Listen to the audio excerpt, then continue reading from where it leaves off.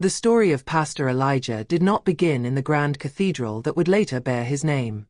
It began in the dust-choked alleys of Mushin, Lagos, where the smell of roasted corn mingled with the sharp sting of exhaust fumes and desperation. Elijah was a boy with nothing, no shoes, no pedigree, no inheritance. But he had a voice. A booming, honeyed voice that could hush a quarrel, stir tears, or ignite laughter. Neighbors used to say the boy had a gift. When he spoke, even elders paused to listen. By the time he turned 23, that voice had found its stage.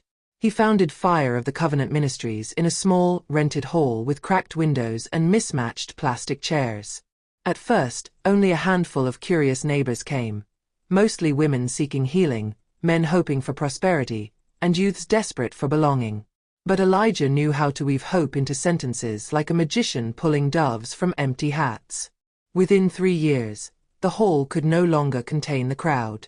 His services spilled into the street. Worshippers swayed under the hot Lagos sun, singing and clapping until their palms stung, waiting for the young man with slicked-back hair, tailored suits, and anointing oil that seemed to drip from his very presence. They called him Daddy. They called him God's General. They called him the miracle worker of Surulere. Elijah's sermons were fire. He preached about demons hiding in wombs, curses buried in families, and chains of poverty ready to be broken. He spoke with the authority of a prophet and the charisma of a pop star. His voice would thunder, "Your enemies will not see December," and the congregation would erupt in shouts of Amen. But it wasn't only his preaching. Elijah had a way of locking eyes with his audience, of making each listener believe the entire sermon was for them alone. Women in particular felt this pull. His tall frame, his polished skin, the way he carried himself like a man chosen by heaven, it was intoxicating. Soon, whispers began. Stories of barren women who conceived after his prayers. Rumors of businessmen who touched his hands and landed million-naira contracts within weeks. Whether true or not, these stories spread like wildfire. By 28, Pastor Elijah was no longer just a preacher. He was a phenomenon. His church headquarters, now in Surulere, had 3 floors, glass doors, and marble tiles imported from Italy. Politicians slipped into his services. Nollywood actresses sat in the front row. And young women, plenty of them, flocked to his church like moths to flame. The first time he crossed a line, it was with a choir member named Grace. She was 19, soft-spoken, with eyes that seemed to carry both innocence and curiosity.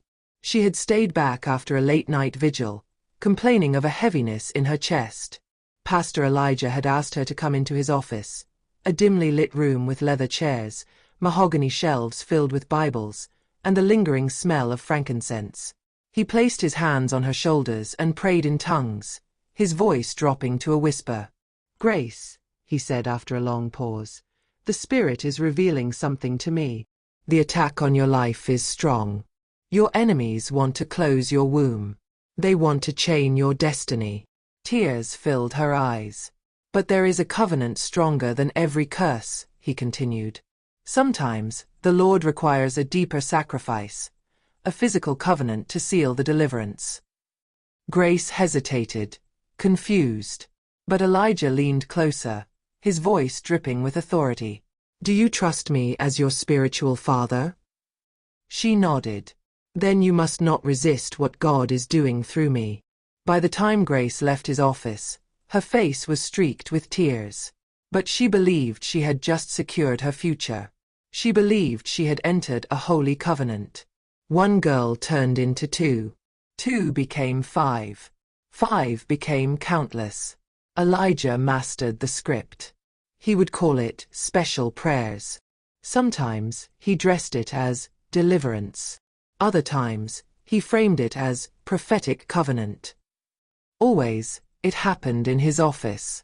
Always, it was framed as holy. The women, students, secretaries, even married sisters in the congregation, walked away convinced they had received something sacred. And because he was their shepherd, they carried their silence like an offering.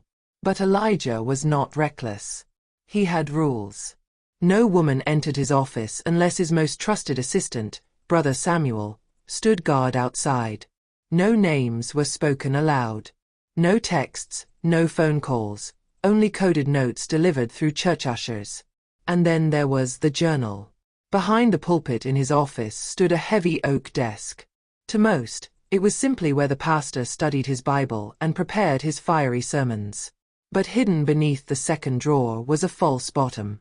There, Elijah kept a leather-bound journal. It was black, with golden edges, and its pages were filled with careful handwriting. He recorded everything. Names, ages, dates. He wrote them as though documenting holy encounters. Grace, covenant prayer, February 11th. Ngozi, womb liberation, March 3rd.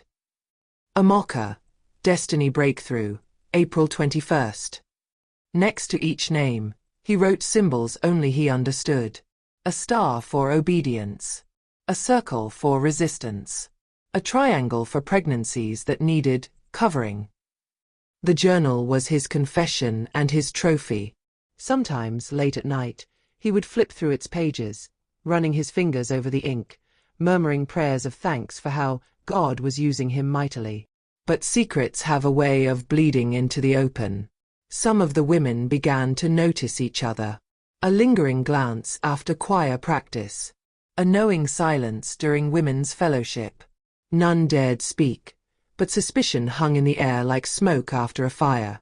One Sunday, as Elijah preached about holiness and purity, 3 women sitting in different corners of the church avoided each other's eyes, their stomachs tight with unease. Still, the pastor's spell was strong.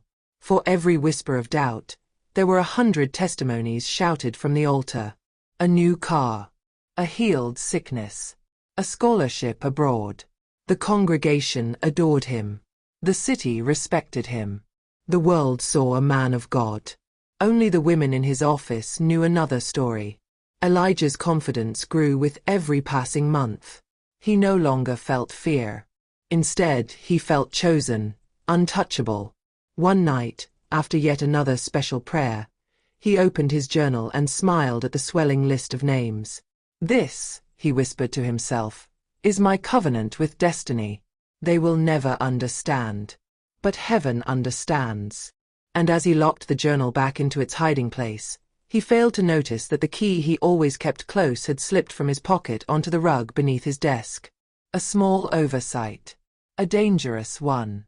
Because secrets, no matter how carefully hidden, always wait for the day they will scream.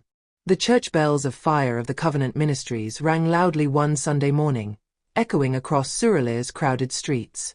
Women in colorful head wraps streamed through the gates, men in crisp agbadas followed, and ushers waved people into the massive auditorium with its glittering chandeliers and echoing microphones.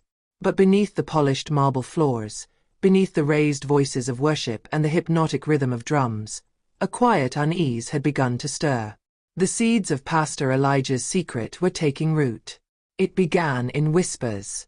Grace, the timid choir member who had once believed in Elijah's covenant prayers, noticed her monthly cycle had disappeared.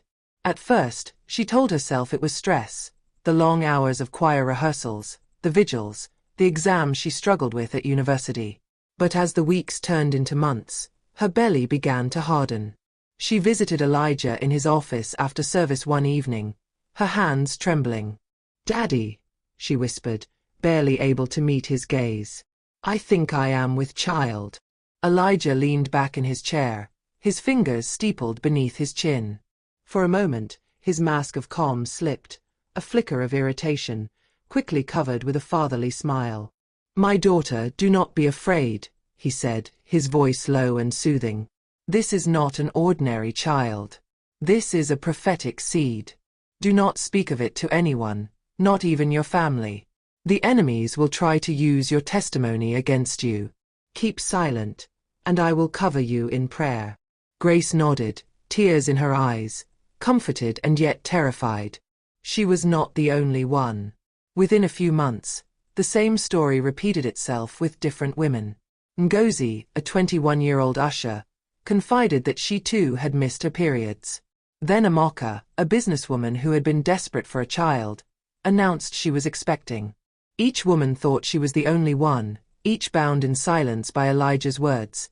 The enemy is watching. Keep it secret. But Lagos is a city where secrets rarely stay buried. At women's fellowship, the eyes of the sisters lingered on one another's changing bodies. A whispered rumor passed from pew to pew. Have you noticed how many sisters are suddenly glowing? At first, the congregation celebrated. They praised God for the sudden flood of miracle pregnancies. Testimonies erupted every Sunday. Elijah would beam from the pulpit, hands lifted, declaring, "The God of fruitfulness is here." But behind his smile, a gnawing anxiety grew. Every night, Elijah returned to his leather-bound journal. He flipped through its pages, adding names, drawing symbols, trying to keep track. But the list had become long, too long. He scribbled next to Grace's name, "Pregnant, secrecy assured." Next to Ngozi, "Anxious, watch closely." Next to Amoka, "Joyful, safe." The journal had become his shadow. A book of secrets he could not live without, yet one that could destroy him if found. And still, he could not stop. His hunger was greater than his fear. Each Sunday, he scanned the congregation for new faces, new covenants waiting to be made. It was Brother Samuel, Elijah's loyal assistant, who first noticed the shift.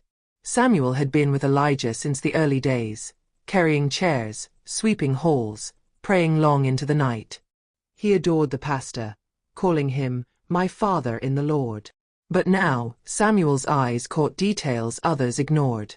Why did so many young sisters leave the pastor's office looking shaken, wiping tears?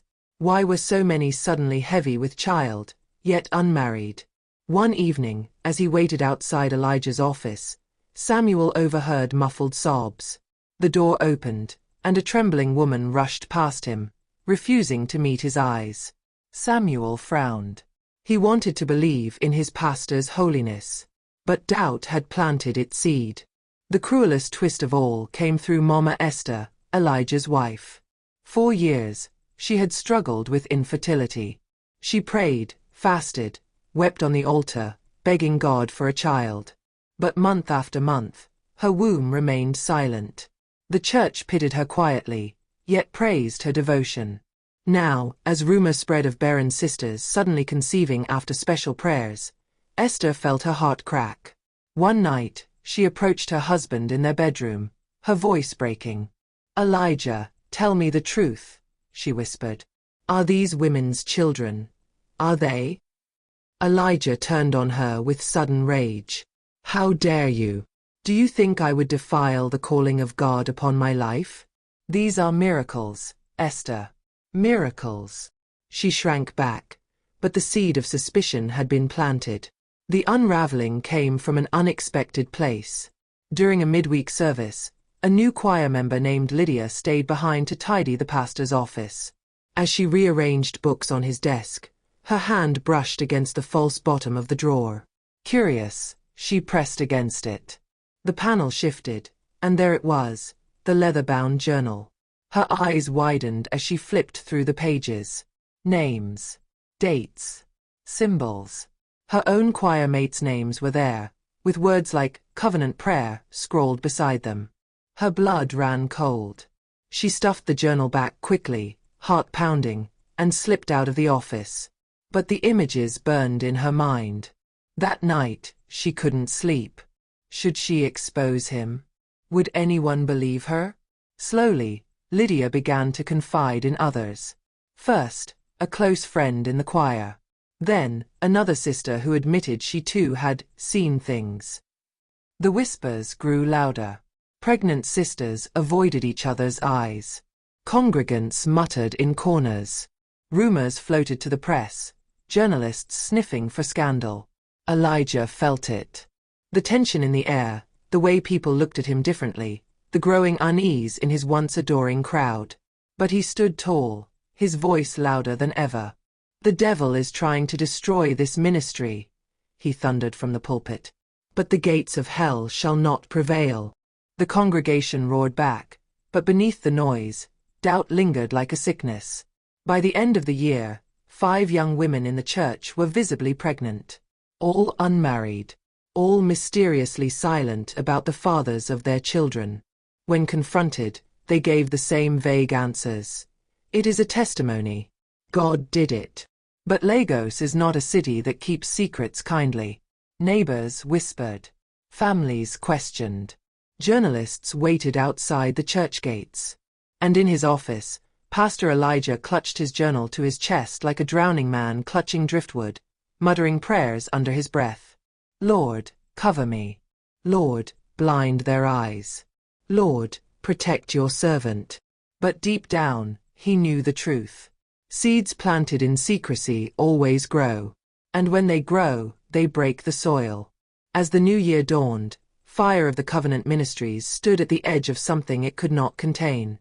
The miracle workers' empire was beginning to crack. And soon, the hidden seeds would burst into the open. The first Sunday of the new year was supposed to be a celebration. Fire of the Covenant Ministries had announced a prophetic crossover service, promising miracles, open heavens, and divine direction for the year ahead. Thousands packed into the glittering auditorium, waving handkerchiefs, singing praises, and chanting, "Daddy, Daddy, Daddy." But beneath the thunder of drums and the glitter of stage lights, the foundation of Pastor Elijah's empire was shaking. By now, 6 young women in the church were heavily pregnant. They avoided each other's eyes, yet their shared silence spoke volumes. Some sat in the choir loft, others in the front pews, their swollen bellies visible even under flowing gowns. Whispers filled the aisles. Have you noticed? All these sisters, unmarried, suddenly carrying. Is this really the work of God? No one dares ask questions, but something is wrong. Even the elders exchanged uneasy glances. For years they had defended Elijah as a man anointed by heaven. But the coincidences were becoming too many, the silence too loud. And then came the night that shifted everything. Lydia, the choir member who had once stumbled upon the leather journal, could no longer keep her secret. The weight of what she knew gnawed at her conscience until she finally confided in Brother Samuel, Elijah's assistant. They met in the dark corner of the church compound, the sound of distant traffic buzzing in the night. "Brother Samuel," Lydia whispered, clutching her Bible tightly. "I saw something. In Daddy's office." Samuel frowned. "What do you mean?" She swallowed hard. "A book. A journal. He writes everything. Names of sisters. Dates. Even notes about pregnancies. I saw Grace's name. Ngosi's. Amokas. And many more." Samuel's blood ran cold. For weeks, doubts had plagued him, but he had silenced them, convincing himself his father in the Lord was beyond reproach. Now, Lydia's words cracked his denial wide open. "Are you sure?" he whispered. She nodded. "I swear before God." That night, Samuel lay awake, torn between loyalty and truth. By dawn, he made a decision. He would find the journal himself. The following evening, while Elijah was away at a private prayer meeting, Samuel slipped into the pastor's office. He knew exactly where to look. Pulling at the false bottom of the desk drawer, his heart hammered as the leather-bound journal slid into his hands. He opened it. There it was, the damning record. Names of young women he recognized from the congregation. Phrases like destiny covenant, womb liberation, and prophetic seed. Symbols marking pregnancies. Notes about silence and secrecy. Samuel's hands trembled. His stomach churned with both anger and grief. It was true. The man he had revered as God's servant was a predator. For hours, Samuel sat in the darkened office, the journal open on the desk, tears streaming down his face. By morning, he knew the church would never be the same again. The confrontation came not from Samuel, but from Mama Esther, Elijah's wife. She had noticed her husband's growing unease, his restless nights, the way he avoided her eyes. And she had heard the whispers in the congregation. One night, she found the courage to ask again. "Elijah," she said softly, her voice breaking, "tell me the truth. These women, these pregnancies. Are you the father?" For a moment, Elijah's mask slipped. His jaw clenched, his eyes hardened. Then, like always, he turned on her with holy fury. "Woman, how dare you question the Lord's anointed? You are letting the devil use your tongue." Esther recoiled. But deep inside she knew. The truth was already spilling into the open. Within weeks, the whispers became open conversations. Families of the pregnant women demanded answers. Neighbors gossiped in marketplaces. Journalists began circling the church, notebooks in hand, waiting for a crack in the facade. Some of the women, too ashamed to speak out, left the church quietly. Others clung to Elijah's words, believing the lie that their pregnancies were divine assignments. But the congregation was restless. One Sunday, as Elijah mounted the pulpit, a murmur rose from the crowd. He thundered as usual about holiness, about enemies, about divine protection. Yet his words no longer landed with the same fire. Eyes narrowed, arms folded, whispers swirled. It was as though the spell had broken. The breaking point came at a midweek women's fellowship.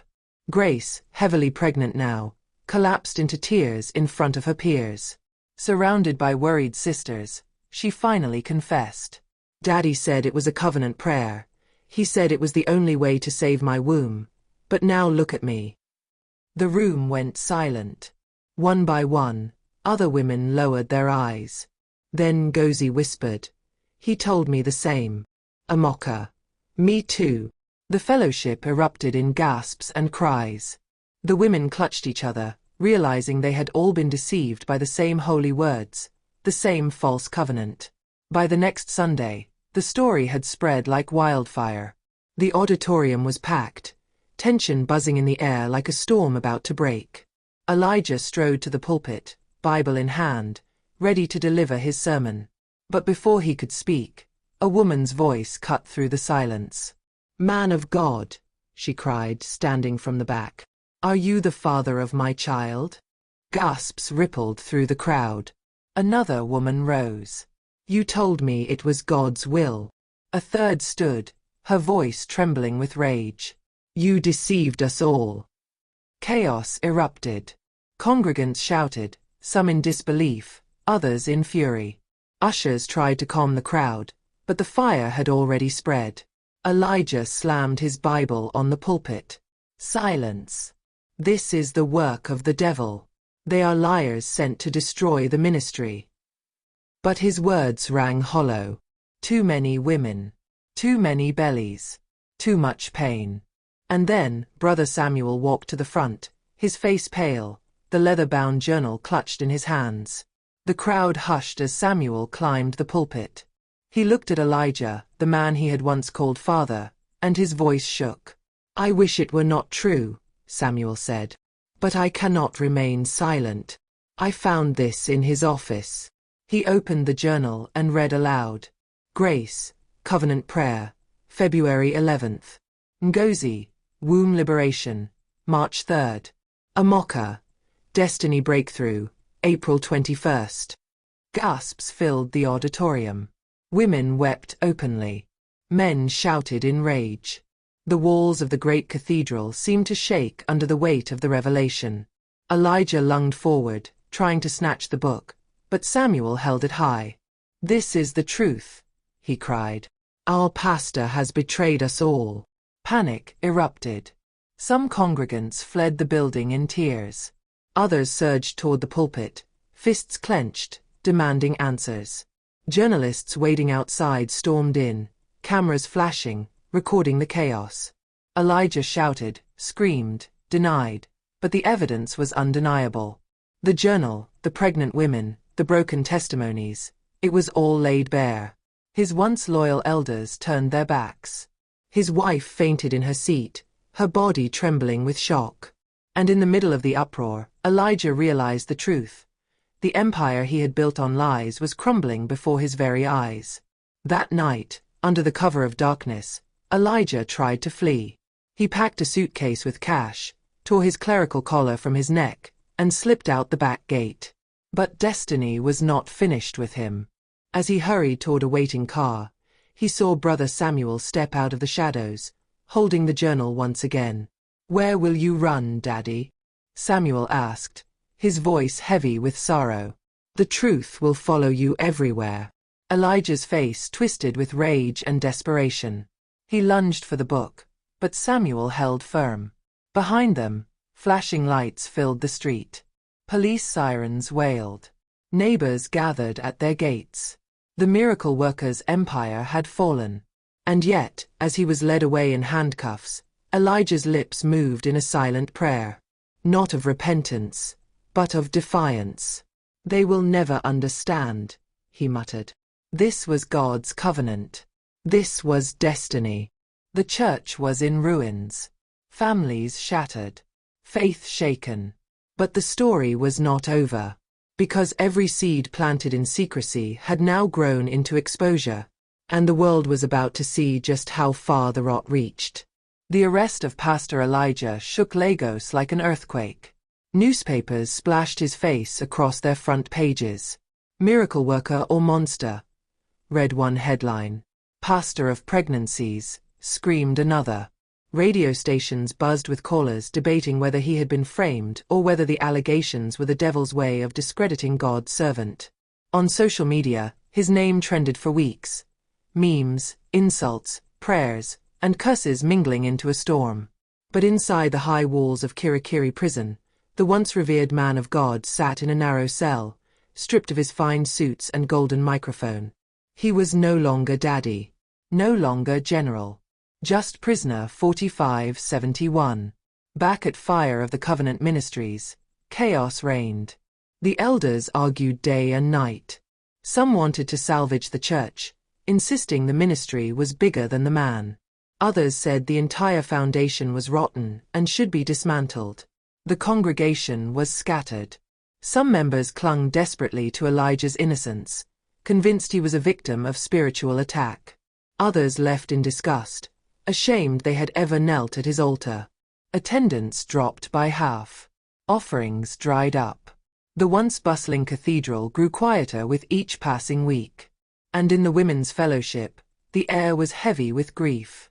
Grace, Ngozi, Amoka, and the others carried their pregnancies like badges of betrayal. Their silence had been broken, but healing was slow. Many felt abandoned by their families, rejected by neighbors, mocked by strangers. The miracle babies they once believed were blessings had become living reminders of manipulation. No one bore the shame more deeply than Mama Esther. 4 years, she had stood by her husband's side, barren yet unwavering, the perfect pastor's wife. Now she was the symbol of his betrayal. Everywhere she went, whispers followed. Women pitied her. Men looked away. In the privacy of her home, she wept until her eyes were raw. She replayed every moment of their marriage, wondering how she had missed the signs. Had he ever loved her? Or had she been nothing more than a prop in his performance? One night, unable to bear the silence, she drove to the prison to confront him. Through the thick glass separating them, Elijah smiled faintly, as though nothing had changed. "Esther," he said softly, "you must stand strong. They are trying to destroy us. You must hold the ministry together until I return." Her hands shook. "Elijah, do you feel no shame? These women, those children, was it all a lie?" His eyes hardened. "You will never understand. This was not sin. It was covenant. The Lord revealed a mystery to me, a seed to birth a generation of anointed children.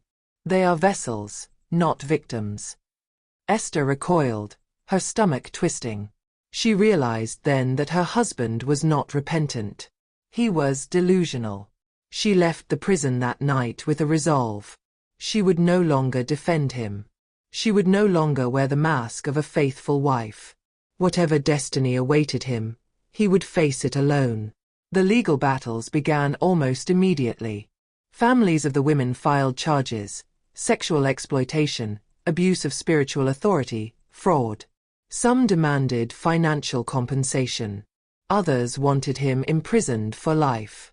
Courtrooms overflowed with spectators and journalists. Each session revealed more sordid details: testimonies of how Elijah manipulated, coerced, and silenced his victims. Grace wept on the witness stand as she recounted how he told her intimacy was the only way to save her womb. Ngozi trembled as she described the night she tried to resist, only for him to threaten her with spiritual curses. Amoka lifted her newborn baby in the air, her voice cracking as she declared, "This child deserves to know the truth." The judge listened gravely, his gavel striking like thunder at the end of each day. The evidence was overwhelming. And then came the final twist, one that stunned even Elijah's most bitter critics. During the investigation, police uncovered documents linking him to another identity. Bank records, property deeds, and photographs revealed that Pastor Elijah had been living a double life for years. In Port Harcourt, under the name Pastor Emmanuel, he had established a smaller church. There too, whispers of special prayers followed him. There too, young women spoke of pregnancies and broken promises. It was as though he had created twin empires, one in Lagos, one in Port Harcourt, feeding off the same pattern of deception. When the news broke, even his most loyal defenders fell silent. The day of sentencing arrived. The courtroom was packed. Victims sat in the front rows, holding their children. Journalists filled the aisles, pens scratching furiously. Elijah entered in handcuffs, his once proud shoulders slumped but his eyes still burning with strange conviction. When asked if he had anything to say before judgment, he stood and raised his hands, as though in a church service. "I am not guilty," he declared, his voice echoing through the chamber. "The world has misunderstood my calling. These women were chosen vessels. Their children are not mistakes, they are the future of the church. You may imprison me, but the seed has already been planted. My legacy will live on." Gasps filled the room. Some shouted in anger. Others wept. The judge's gavel struck. "Pastor Elijah Adesina, you are hereby sentenced to 25 years imprisonment without parole." The courtroom erupted. Victims embraced each other in tears of relief. Journalists rushed to file their reports. Elijah stood unmoved, his lips still murmuring prayers no one could hear. In Lagos, Fire of the Covenant Ministries was sealed by authorities. The glass doors once polished to perfection now gathered dust. Rats scurried across the empty pews. The grand chandeliers hung like relics of a forgotten empire. Mama Esther moved away quietly, starting a new life in anonymity. Some said she opened a small shop. Others claimed she joined another church. No one really knew. She vanished from the public eye, determined to escape the shadow of her husband's sins. The women bore their burdens bravely. Some raised their children with quiet strength, determined not to let shame define them. Others gave their babies up for adoption, too wounded to face the reminders. Brother Samuel, scarred by the betrayal, left ministry altogether. He returned to his village, vowing never again to place blind trust in a man. And the city moved on, as cities do. But the story of Pastor Elijah remained etched in its memory, a cautionary tale whispered in churches and marketplaces alike. Years later, children born from Elijah's so-called covenants grew up. Some excelled in school, others struggled under the weight of their origins. People pointed at them in the streets, murmuring, "That is Pastor Elijah's child." For them, the burden of his choices would never fully vanish. They were living legacies of a lie. In prison, Elijah remained unrepentant. He held small Bible studies for inmates, still preaching with fire, still insisting he had been chosen for a divine mission. His followers dwindled but never disappeared completely. A handful of loyalists still sent him money, still called him daddy, still believed he was persecuted for righteousness' sake. But to the world outside, he was nothing more than a disgraced pastor, a fallen shepherd whose empire collapsed under the weight of his sins. The story of Pastor Elijah is told now as a warning. How charisma without character becomes corruption. How power without accountability becomes poison. How seeds planted in secrecy will one day break the soil. The man who once filled stadiums with worshippers now filled only a narrow cell with his mutterings. The pulpit that once gleamed under spotlights now gathered dust in silence. The name that once commanded reverence now inspired only caution. He was no longer the miracle worker of Suralair. He was just Elijah. And this was his fall.